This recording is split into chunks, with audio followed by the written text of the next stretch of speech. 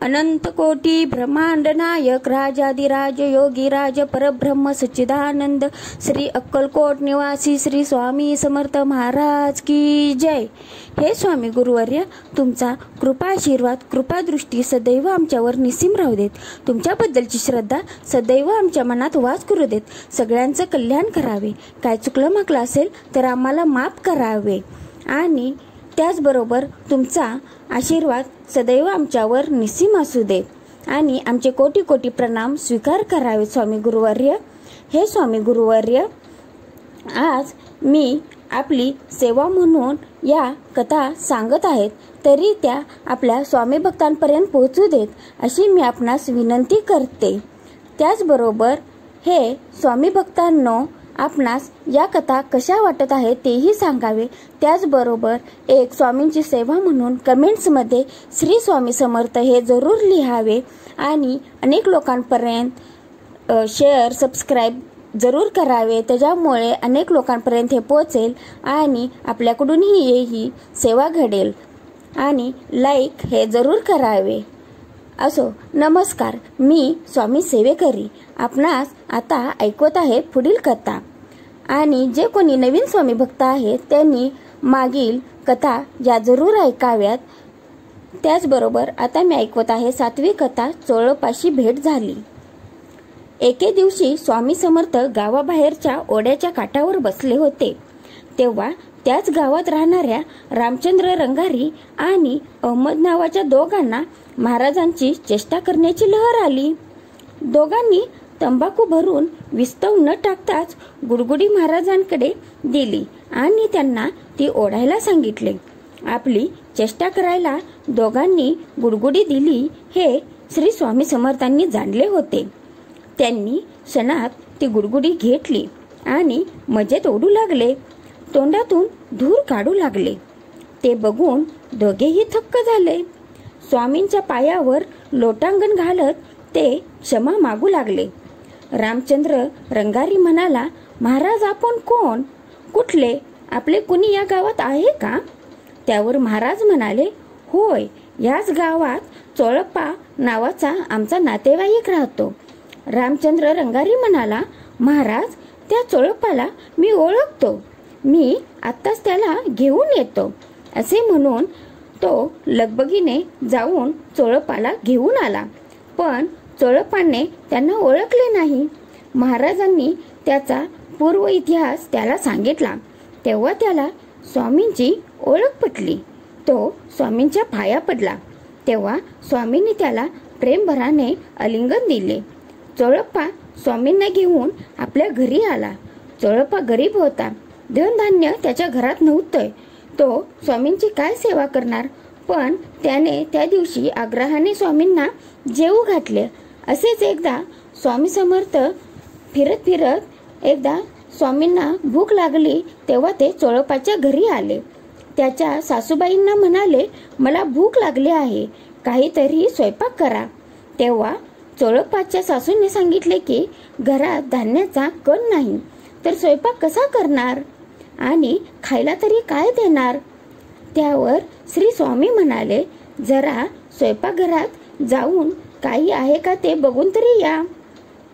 स्वामींचे ते बोलणे ऐकून सासूबाई घरात गेल्या, तर स्वयंपाकघरात त्यांना पंचपक्वान्नांनी भरलेली ताटे दिसली। त्यांना खूप आश्चर्य वाटले। त्यांनी स्वामींना वंदन केले, त्यांची भक्ती स्वामींचरणी जडली। असे हे स्वामी आपले आहेत। त्यांना खूप आपण जरी मनापासून नामस्मरण म्हणजे श्री स्वामी समर्थ हा जप जरी मनाने केला चालता फिरता तरीही तो त्यांच्यापर्यंत पोहोचतो। त्यामुळे आपण नामजप हा जरूर करावा आणि मला माफ करा, कारण थोडा माझा घसा बसलेला आहे, त्यामुळे जरा गोष्ट कथा सांगताना तुमच्यापर्यंत पोहोचताना ती व्यवस्थित पोचावी अशीच मी स्वामींचरणी प्रार्थना करते। आता आपण पाहूया 8वी कथा, राजाला दर्शन दिले।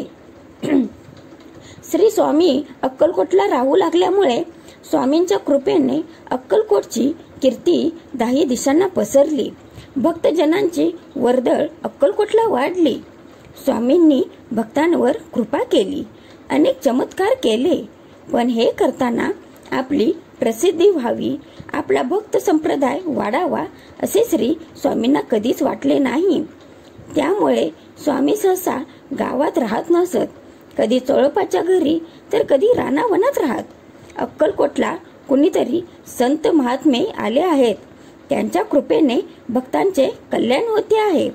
अक्कलकोटचे नाव दूर दूर पर्यंत पोहोचले आहे अशी स्वामींची कीर्ती राजाच्या कानावर गेली. स्वामींना बघावे, भेटावे, त्यांचा आशीर्वाद घ्यावा असे राजाला मनोमन वाटायचे. पण राजा कधीही स्वामींच्या दर्शनाला गेला नाही. एकदा राजा आपल्या दरबारात कामकाज करीत बसला होता. तेव्हा श्री स्वामींच्या चमत्कारांची चर्चा सुरू झाली. राजा म्हणाला, अरे, श्री स्वामी समर्थ हे अंतर्ज्ञानी आहेत असे मी ऐकले आहे. ते भक्तांच्या हाकेला धावून येतात, त्यांना दर्शन देतात असेही मी ऐकले आहे. तेव्हा स्वामी दरबारात येऊन मला दर्शन देतील का? यावर दरबारी काहीच बोलले नाहीत. राजा एवढे बोलतो न बोलतो तोच श्री स्वामी समर्थ दत्त म्हणून राजा दरबारात हजर झाले. ते बघून राजा आश्चर्यचकित झाला. श्री स्वामींचे ते तेजस्वी रूप पाहून राजा भारावला. त्याने श्री चरणांवर लोटांगण घातले. राजाने श्री स्वामी समर्थांना सन्मानाने आपल्या सिंहासनावर बसवले. त्यांचे पाय धुवून त्यांना कुंकुम तिलक लावून त्यांची यथासांग पूजा केली. राजाच्या मनातील शंका दूर झाली होती. त्यांचे मन आनंदाने भरून गेले होते.